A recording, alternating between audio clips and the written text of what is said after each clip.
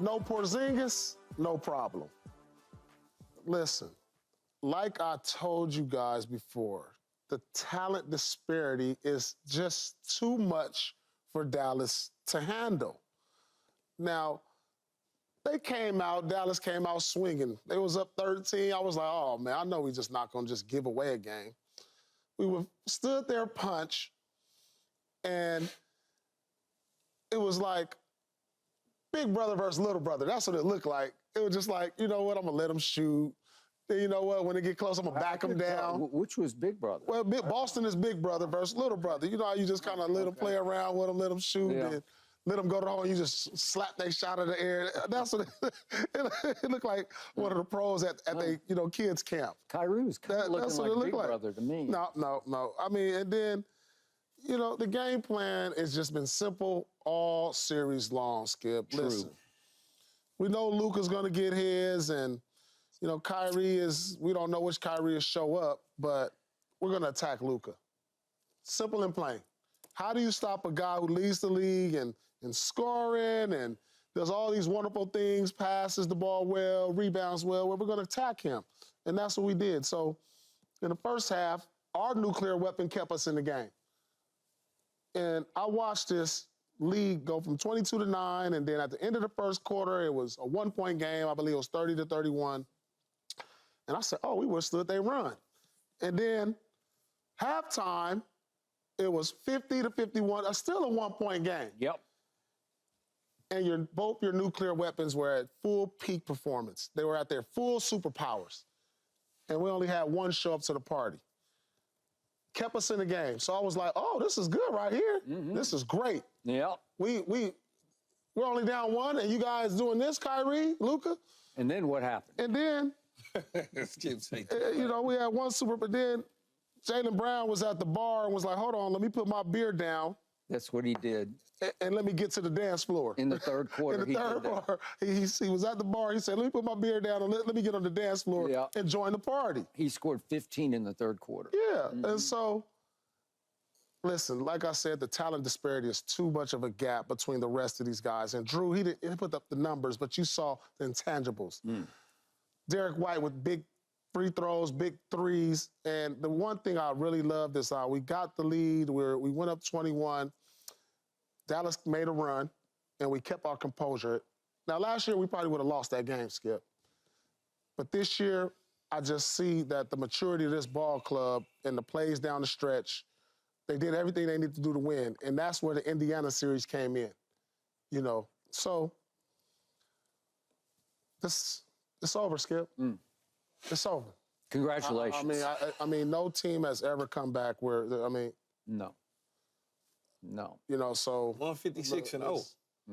Yeah, let's get their tombstone ready. Shovels. The duck boats are gas. We're gassing up the duck boats right now. Planning on which day the parade is going to be. Keyshawn. Well, Skip, I would start off by simply saying some of the same things Paul said. You talk about, Kyrie got the cooking. What was he, 4-7 in the first quarter? Knocking down shots left and right. They just, they got that lead. But the Celtics never panicked when they was down by 11. They just didn't. But it wasn't even really, the way that they were scoring didn't feel like that the Mavs was going to run away with the game. To me, it was one of those situations, me and Paul, we going back and forward, cooking and showing each other videos, because it wasn't one of them situations where you look up and the Mavs took control of the game early on where you said, oh, they ain't gonna never get back into this. Because it was one of those, okay, they go up by 6, and then the Celtics will score, then they go up by like 8, and then they go up by 10, and the Celtics will score. It was like that. It wasn't. It did go to 13 at one point. To start the game. To start the game. But it was never, you never felt like it was out of control because it was so early. I agree. It was too early. I do agree with that. And then all of a sudden, like Paul said, you look up, it's 30-31. Then all of a sudden, it's halftime, it's 50-51. And then all of a sudden, Jaylen Brown comes in the third quarter and just turns his water on and shuts off Luka and Kyrie's water the second half. 35-19 in the third quarter. Think about it, 35-19 in the third quarter. Now, if you go to the second, if you just go to the second half with Luka and Kyrie, in the first half, they combined for 37 points. They were shooting at 50%, okay? 45% from three. In the that second half, that went to 25, 36, and 0. There was no way they was going. And then, to make it even worse, they decided, like Paul said, where's he at? You talk about duck boat. In the NFL, when we find a secondary guy, first thing we say is, let's go hunt. Shoot that duck down. Where's he at? Oh, he's over there. That's the way it looked to me. They said, where's that duck 77 at? Go find him. Right. Bring him on over here, pick and roll him, whatever the case, make him the primary defender. Isolate him, make him, oh, he doesn't want to, oh, okay. We're going to just blow right past him, Skip. And once that was over with, and like I told y'all yesterday, when we're going to get to him later on, but when he was at home, he loses lack of focus. He's more focused in on the calls than trying to win the damn game. You did say that. At home. Literally, it was like going crazy up and down the court. Like, dude, if you just play, you probably put yourself in a position with the referees to the point where they like, man, we ain't giving him no damn calls. He getting on my nerves. So you look at all that and combine that, that's how they lose the game. But here's what I would say, too. The coach, Mazzulla, he was coaching his little tail off, man. Nice little coach. You know, going up, and Jason Kidd made some mistakes going in the zone because that's really, I guess they figured that's the only way we really could help Luka.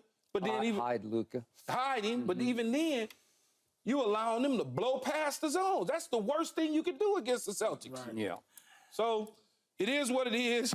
I moved from 5 games. Yeah, me too. Maybe to, you know, something called a broom. Okay. I let you go. Now it's my turn. This is what I saw last night. Given all that you just talked about, and you do have a really good squad, it is a really nice basketball team to watch play. Because in the end, you guys win with beautiful ball movement. It is beautiful to watch. It is pick you to pieces ball movement. No selfishness whatsoever. Whoever's open gets to shoot it, and they all have the greenest light. And so far, let me get the right stat in this series, you are plus 63 from 3 in the 3 games. That's a lot of points. You have outshot them by 63 points from the 3-point line.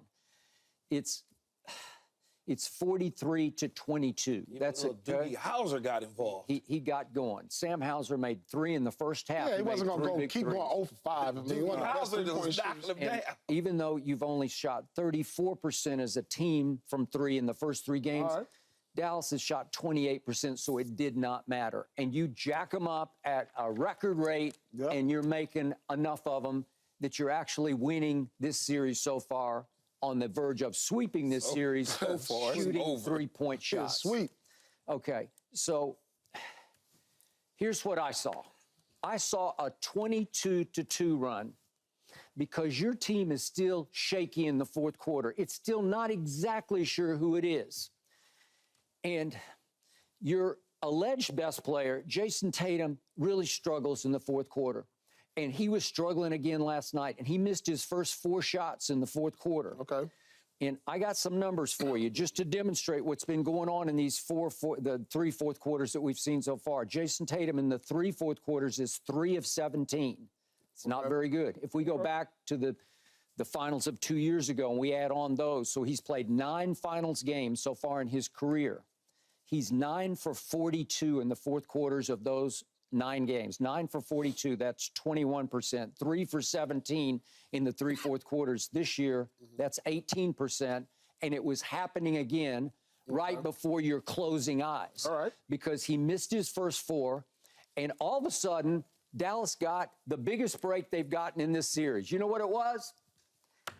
Freaking Luka fouled out. It was the best thing that could have happened to the Dallas Mavericks. And I got to tell you, I thought when that happened, Dallas is going to win this game. You did not think that. I did think that. You can go look at my timeline. I tweeted it, and I posted a video about it because I was sick and tired of watching Luka dribble the basketball. I was sicker and tireder of watching Luka, to your point, every missed shot. It's just like, what?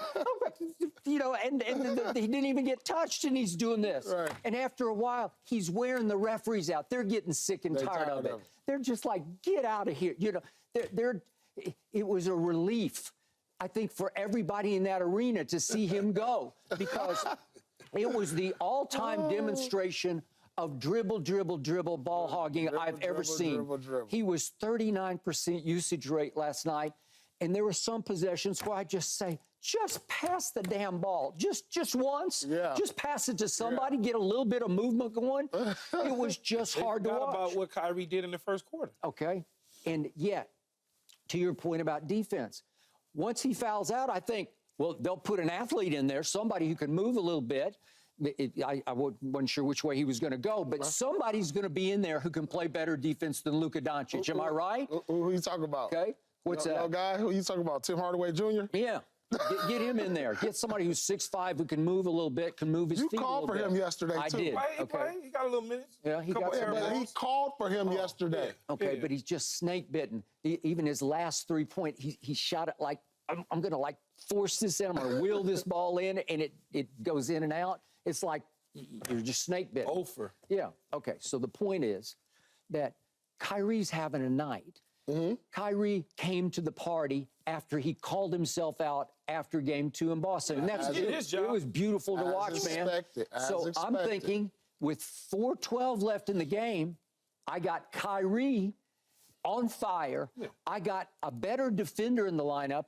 I got huge momentum, and Kyrie went right down and nailed a 17-footer, and all of a sudden it's a 1-point game, and I'm thinking, guess what?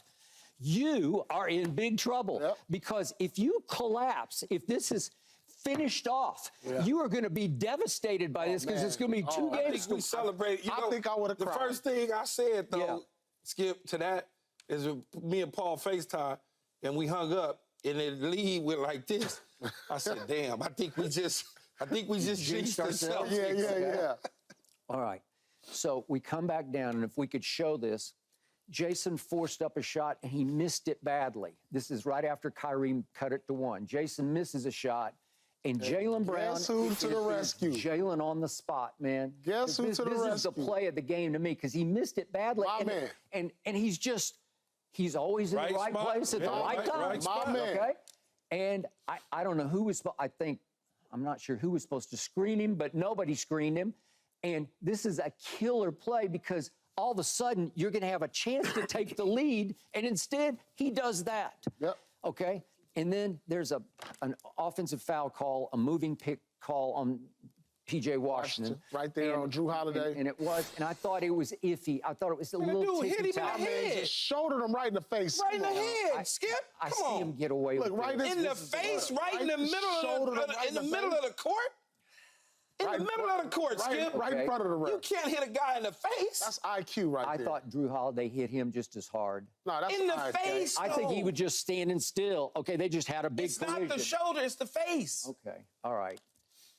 That's whatever. IQ, it was a huge play, because then Drew Holiday makes a play. He dribbles it down inside to the bucket, and left hand sweeps it back all the way to the top of the circle to Derek White, who just drains it. He had made one off the backboard earlier. But the crazy thing is they thought, just like I thought, Drew Holiday was going to do a reverse layup with his left hand, but he decided to throw it with his left hand. And I know that's hard as hell to be able to do that. And to hit him right in the pocket where he can just go step right into that 3 and nail it. Yeah, because I thought he was going up underneath. Yeah. Derek White makes big shots. If you put him on the hot seat to make a shot. This is what I was telling y'all when we talked about clutch time. Look who we got. We got about 4 or 5 guys that I trust to make a shot or a play. Okay. And that's the difference. This team is, man, listen. At the end of the day, we're going to say, when the Boston Celtics win this, we're going to look at this statistically and say, this is one of the all-time great teams. Now, is it one of the all-time great teams? I don't know yet, but statistically, they will be. But we're going to look back and say, oh, they beat this team. They didn't have them in it.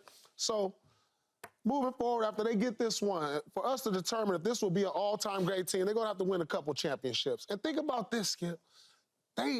you don't even see the potential of this team because this whole run was without Porzingis.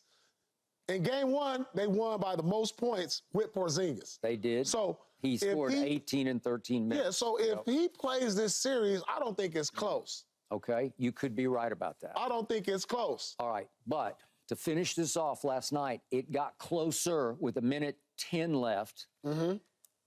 And 2-point game. Kyrie hits Lively for a dunk.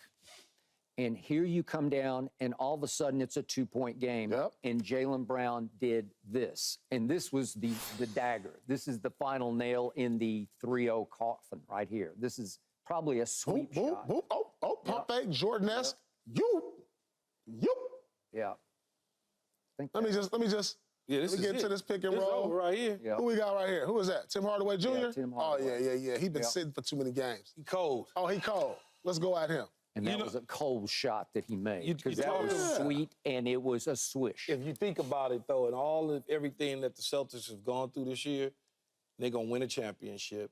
And this is going to open up the gate for more championships potentially over the next several years because this young, and not young in terms of age, I'm talking about just young in terms of experience at winning championships. They right at the sweet spot in their careers. Mm-hmm. Jrue Holiday may be a little bit older, but he ain't slowing down. So if I'm the Celtics, the first person or organization or whatever you want to call it, I'm sending a big old bouquet of flowers to. Guess who that organization is? Think about it. I'm going to send it to the Portland Trail Blazers. And the reason I'm going to send it to the Portland Trail Blazers is because if they would have sent Dame Lillard to the Miami Heat, I don't know that Jrue Holiday would have been gone from Milwaukee to Portland to be able to bounce. Mm-hmm. You think about that. Yeah. Think about that. If they give if they give Dame his wish to go to Miami, Jrue Holiday may still be sitting in Milwaukee. Okay. You could send a few flowers to San Antonio for Derek White, and you could send a few more to Washington for Porzingis. There's no question you can, but you're right. That conversation, that's the move because that essentially feels as though that put them over the top. Okay, so I got to finish this off. I want to know how nervous you were because it was still hanging in at a 4-point game, and back-to-back, P.J. Washington and Kyrie had 3-point shots that could have cut it to a point under a minute left. I was nervous, Skip. I'm not going to lie to you. That was a wide-open one, and he just... I almost burnt my steaks. Okay. I was cooking steak. Kyrie that's a tough shot. No, I knew that one was going to be messed up because how he was shooting it. Horford got a big hand in the middle of that one. I thought he was going to knock that one down. One of these two cuts it to 1 point, and who knows? Yeah, but I'd rather him take it than Kyrie. Yeah, absolutely. Yeah. But PJ had made 3. But Kyrie was moving to his right, so I felt Kyrie got it going, and them the type of shots Kyrie hit. I mean, that's the same shot he hit versus Golden State. When Al Horford traveled. Hey. Yeah. I was like, oh, my God. I mean, like I said, the talent is too much for him. The coaching. I mean, I'm going to tell you one thing, too, Skip, that we never talk about. The most underrated move the Celtics made, and you say Portland and Washington and San Antonio for these trades. The one underrated move the Celtics did this summer was hiring Sam Cassell. You know why? Because he's the only former player over there that the guys are going to respect. He's been on championship teams, 3 of them.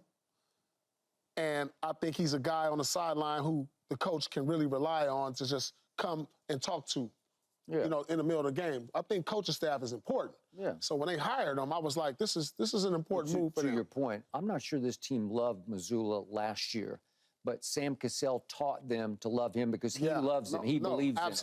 Absolutely. And I think that connection between those two, obviously, they have the other coaches, Lee, who's going to be going to Charlotte. But how about Sam Cassell to the Lakers? That's what I want to know. No? No, we're not doing that. Not interested? No, we're not interested. No? Above that? No, we way above that. We too big for that job. Don't want to lower yourself to get involved in that? No, we don't want to lower ourselves to them standards. Okay. Because, 18 championships to 17 championships, we don't want to lower ourselves to that. Be quiet. You know I ain't even want to see that. You go. That's all right. Hey, man, listen. I got the Duck Boat reservation for you. Yep. Got a I'm seat good. for you. I'm good. You just tell me what type of food and clam chowder you want. You know, if you want I'll watch the highlights on local you want a news. lobster roll, what you want, you know, tell me what kind of I'll get a lobster roll you from want. right down the street. Nah, not like these. Not like these. So, Well, we do have one game left. That's what it feels like. Yeah. And will it just be ceremonial because teams down 0-3 in the NBA playoffs are, as Keyshawn pointed out, 0 and 156. 0? 0 and 156. So now the only question is, will the Celtics sweep? So you're saying there's no chance. All negative, pal. So you're saying there's no chance. Thanks for watching, Undisputed fans. Do you want more highlights from the show? Make sure to click that subscribe button for all the exclusive content from Undisputed.